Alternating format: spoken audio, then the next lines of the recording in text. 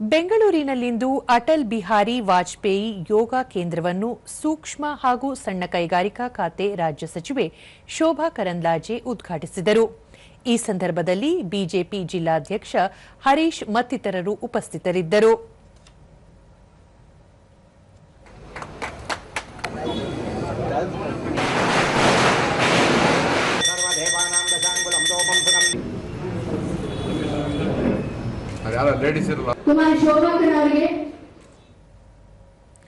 ಬಳಿಕ ಶೋಭಾ ಕರಂದ್ಲಾಜೆ, ಯೋಗ ಅಂತಾರಾಷ್ಟ್ರೀಯ ಮಟ್ಟದಲ್ಲಿ ಪ್ರಸಿದ್ಧಿ ಪಡೆದಿದೆ.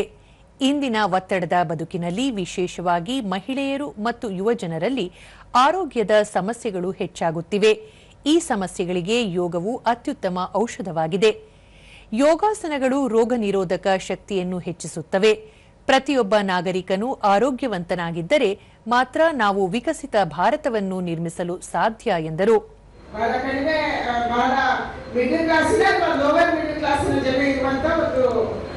ಜಾಗ ಇತ್ತು, ಅದಕ್ಕಾಗಿ ಎಲ್ಲರಿಗೂ ಕೂಡ ಅನುಕೂಲ ಆಗುವ ರೀತಿಯಲ್ಲಿ